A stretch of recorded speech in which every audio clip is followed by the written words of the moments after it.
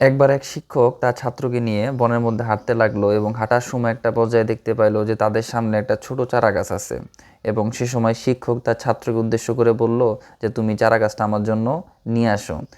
ছাত্র শিক্ষকের কথা মতো ওই কাজটাই করলো এবং খুব সহজে আঙ্গুলের সাহায্যেই চারা গাছটি তুলে ফেললো এবং তার শিক্ষকের কাছে দিয়ে দিল।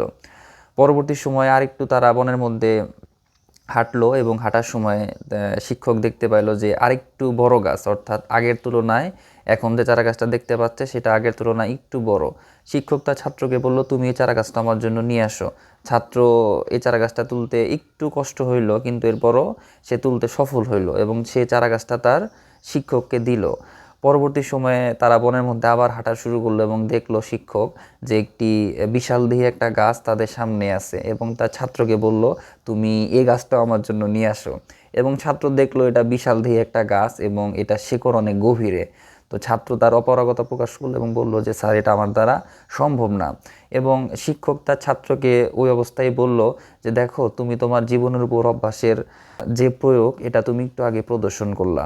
অর্থাৎ আমাদের অভ্যাস যত বেশি পুরাতন হবে সেটা আমাদের আরও শিকড়ের মতো গভীরে চলে যাবে। এই জন্য অ্যারিস্টটল বলেছিলেন যে মানুষ আসলে তাই যা সে বারবার চেষ্টা করে।